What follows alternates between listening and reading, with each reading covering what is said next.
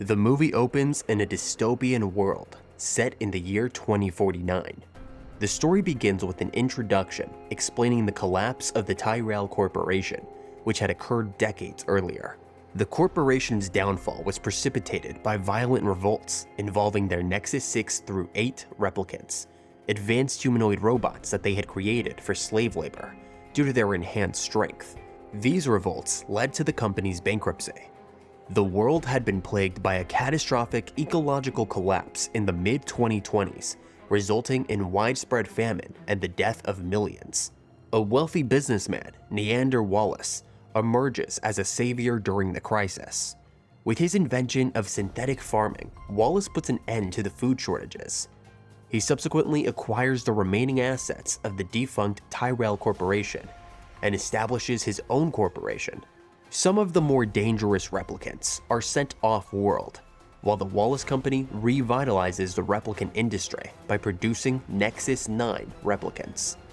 These new models are designed to be more obedient than their predecessors, and are used both for slave labor and as Blade Runner units tasked with hunting down and retiring the remaining older model replicants still at large.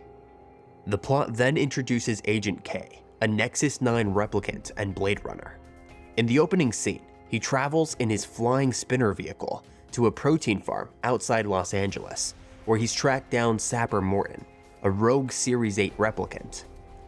After a violent confrontation, Morton, before being retired by K, implies that K could never understand what it means to be human, hinting at a miracle he has witnessed. K discovers a mysterious flower placed beside a dead tree near the farm, which leads him to uncover a buried chest. He requests a forensic team to investigate this peculiar find. Back at the LAPD office, K undergoes a standard baseline test for replicants, which he passes. At his apartment in a seedy part of town, he spends time with Joy, a holographic AI with whom he shares a deep bond despite their inability to physically interact. K has purchased a mobile hologram projector for Joy, allowing her more freedom and interaction within the physical world. However, before they can explore Joy's new capabilities, K is called back to the station. The forensic team discovers that the chest contains the skeleton and hair of a female who likely died from childbirth complications 3 decades prior. The discovery of a serial number engraved on one of the bones reveals that the skeleton is not human, but that of a replicant female. This revelation is startling, as replicants were previously believed to be incapable of reproduction. K Superior, Lieutenant Joshi, understands the gravity of this discovery and its potential to blur the line between humans and replicants. She orders K to destroy the evidence and track down the replicant child for retirement. K visits the Wallace Company, now housed in the former Tyrell Pyramid, seeking information about the serial number and the female replicant's hair. He's assisted by Love, a replicant woman who provides access to an old memory file containing an audio recording. The recording is of Rachel, an experimental replicant who disappeared 30 years ago, conversing with a Blade Runner named Rick Deckard. K senses a strong connection between the two. Love thanks K for helping to close the case on Rachel. K continues his investigation by visiting Deckard's old colleague, Gaff, now living in a retirement home. Gaff reveals that Deckard and Rachel had fallen in love and eloped. He had sensed that Deckard was done hunting replicants, a sentiment confirmed by something in Deckard's eyes. Love, a key figure in Neander Wallace's corporation, reports her findings to Wallace, who, despite his blindness, is able to see using small drones.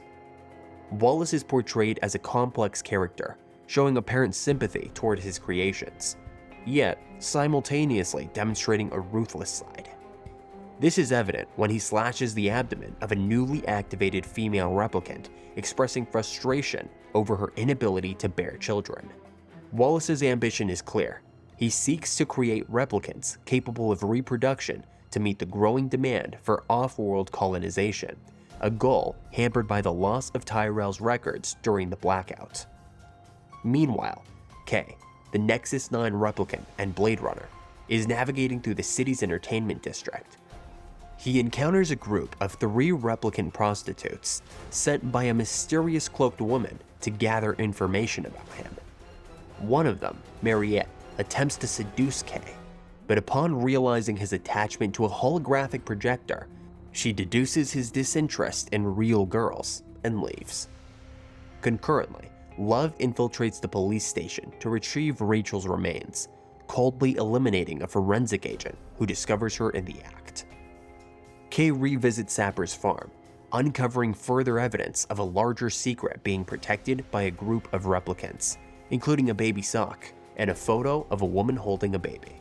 His discovery of the date 6/10/21 carved into a tree deeply unsettles him. After burning down the farm, Kay reports back to Lieutenant Joshi, who informs him of the disappearance of Rachel's remains. Joshi questions Kay about his most cherished childhood memory, which he recalls vividly, despite knowing it must be implanted. He describes being chased by a group of boys who wanted to take his wooden horse, hidden inside an old furnace. Kay withholds from Joshi the fact that the horse bore the same date he found at the farm. Following the lead of the date, Kay delves into the DNA bank, searching for individuals born on June 10, 2021. He discovers records of 2 children born that day with identical DNA, a biological impossibility, leading him to suspect one record was copied from the other. The trail leads him to an orphanage outside of the city. However, his journey there is interrupted when he's shot down by scavengers in the ruins of San Diego. Love, monitoring Kay remotely, intervenes with precision strikes to repel the attackers. At the orphanage, Kay coerces the caretaker into showing him old administrative files, but finds the relevant sections missing. He ventures deeper into the orphanage and shockingly discovers the location and furnace from his memory, along with the hidden wooden horse, confirming the authenticity of his memory. Back home, Joy, convinced that Kay's memory is real and that he's Rachel's son, begins calling him Joe, suggesting he was born, not manufactured, and possesses a soul. Still unsure, Kay seeks out Dr. Anna Stelling, an expert in memory implants. Dr. Stelling, confined to a dome due to her compromised immune system, explains how fabricated memories differ from real ones. She mentions that good fabricated memories often contain personal elements of the creator. Kay, grappling with his identity and the revelations he's uncovered, seeks insight from Dr. Anna Stelling, a specialist in memory implants. In her lab, Kay allows Dr. Stelling to access his memory through a special device. Upon viewing Kay's memory, Dr. Stelling becomes emotional and confirms its authenticity, leaving Kay shocked and distressed. Frustrated and confused, Kay storms out of the lab, only to be apprehended by the police shortly thereafter. Lieutenant Joshi confronts Kay about failing his baseline test, a sign that his mental state is compromised and may lead to his retirement. Kay deceives Joshi, claiming that he's completed his mission to retire the child born from a replicant. Returning home, Kay finds Mariette, one of the replicant prostitutes, waiting for him. Joy, Kay's holographic companion, reassures him that she invited Mariette to help fulfill a plan. Joy synchronizes with Mariette, allowing her to control Mariette's body and physically interact with Kay. The next morning, Kay feels uneasy about the encounter. Mariette discreetly plants a tracking device in Kay's coat, and Joy, sensing Mariette's condensation towards her, asks her to leave. Realizing he's in danger, Kay decides to take Joy with him, transferring her to a mobile projector despite the risk of losing her if the device is damaged. He disables the antenna to prevent tracking. Love, monitoring Kay, loses his signal. Meanwhile, Love confronts Joshi at the police station, demanding Kay's whereabouts. Joshi refuses to cooperate, even under torture, leading Love to kill her and use Joshi's computer to locate Kay. Kay consults Doc Badger about the wooden horse, learning that it contains radioactive tritium, pointing to a specific area with high radiation levels. Kay heads to this area, the ruins of Las Vegas, where he encounters and fights with Rick Deckard, who believes Kay is there to kill him. After a tense confrontation, Deckard reveals that he's never seen the child born to Rachel, having left her and the unborn child to protect them. Their meeting is cut short when Love and her henchmen arrive, leading to a violent skirmish. Kay is severely injured, and Joy's mobile projector is destroyed by Love, killing Joy. Love kidnaps Deckard and leaves Kay for dead.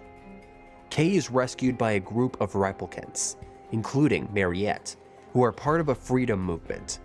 Their leader, Freyja, reveals their role in protecting Rachel's child and orchestrating the blackout to safeguard the secret of replicant reproduction.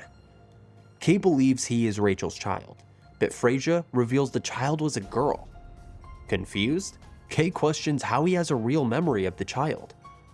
Freyja explains that the memory was implanted in many replicants as a symbol of hope and unity. Kay realizes that Dr. Stellan, who created the memory, is likely Rachel and Deckard's daughter. The replicant resistance urges Kay to return to Los Angeles to prevent Wallace from extracting information from Deckard about the resistance movement. Wallace's success could lead to the creation of a self-reproducing replicant army, a prospect the resistance is desperate to avoid, even if it means killing Deckard. Kay faces the daunting task of confronting this new reality and the implications it holds for his own existence and the future of replicants. Back in Los Angeles, Kay is haunted by a sense of profound loss. He stands looking at a giant three-dimensional advertisement for the Joy hologram, a painful reminder of the Joy he had grown to love and is now forever gone. The connection he felt with Joy, despite her being a hologram, had been real to him, and her loss leaves him with a deep sense of sorrow. Meanwhile, at the Wallace Company, Deckard faces Neander Wallace, who presents him with Rachel's remains. Wallace sees Deckard as the key to unlocking the secret of replicant reproduction. Despite Wallace's insinuations and attempts to manipulate him, Deckard remains steadfast, claiming ignorance about the whereabouts of his child. Wallace suggests that Deckard's relationship with Rachel was orchestrated from the start, with the purpose of them reproducing. He plays back their first conversation, a move that visibly affects Deckard but does not break his resolve. In a last effort to extract information, Wallace presents Deckard with an exact copy of Rachel as she was 30 years ago. The sight is emotionally jarring for Deckard, but he ultimately rejects her as fake, pointing out a discrepancy in her eye color. Frustrated by his inability to obtain the information he seeks, Wallace orders Love to execute this Rachel replica. Love then transports Deckard to an off-world colony for further interrogation. Kay, in pursuit, engages in a dramatic confrontation. He uses his spinner to take down the escort vehicles and causes Love's vehicle to crash on the beach.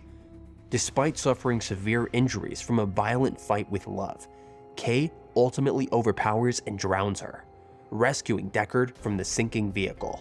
Deckard believes he should have died, is told by Kay that as far as the world is concerned, he did die in that crash. Kay brings Deckard to Dr. Stellan's office, revealing to him that his most cherished memories belong to her, his daughter. Deckard, filled with a mix of anticipation and uncertainty, enters the office to meet his daughter for the first time. She's immersed in her work, creating artificial snow, unaware of her true identity and the significance of the man standing before her. The movie concludes with Kay lying on the steps outside Dr. Stellan's office, succumbing to his injuries. As he lies there, he watches the real snow falling, finding a sense of peace in the crucial role he played in reuniting a father with his long-lost daughter. Man, if you watched the first Blade Runner, this is an awesome follow-up. Let me know what you guys thought about this movie in the comment section below. And hey, if this is your first introduction to Blade Runner, then make sure you check out our other movie recap on the original Blade Runner. Make sure you subscribe to stay in the loop with more movie recaps. Thanks guys, I'll see you in the next movie recap.